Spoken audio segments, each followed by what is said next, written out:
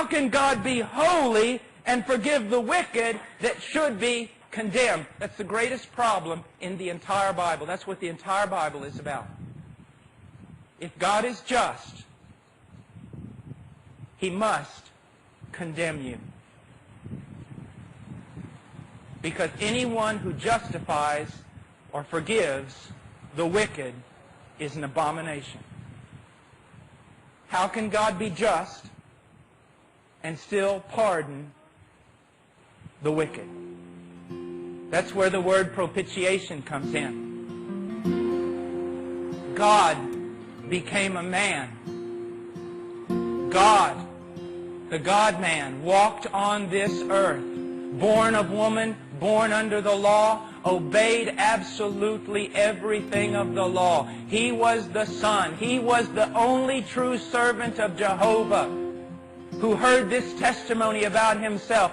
This is my beloved Son, in whom I am well pleased. He fulfilled absolutely every requirement of the law. He was the one perfect servant of Yahweh. And then He goes to the cross.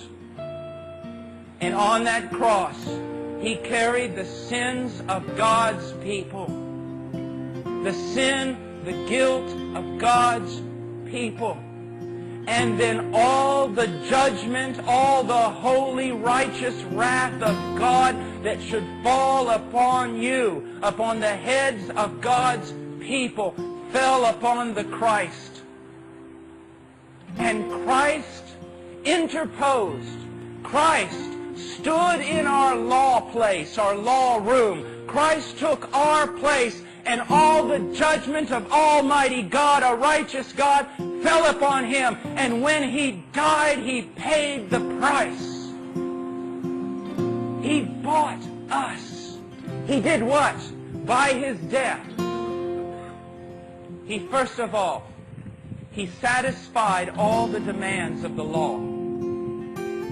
The law demands that you be punished for every crime you have ever committed, and that is death. When He died on that tree, He satisfied the demands of the law. Now let me say something here that's very important, because I don't want you to get confused.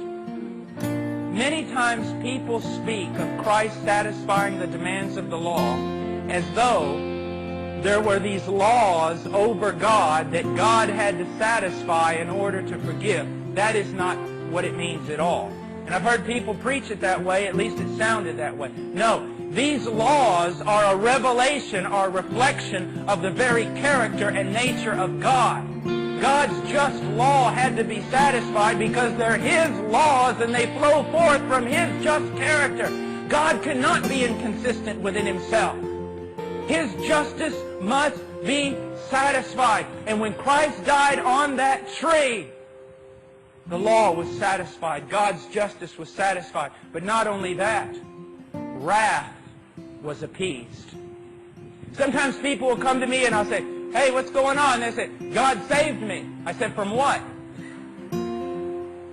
They say, well, I never thought about that. Well, He saved you. From what did He save you?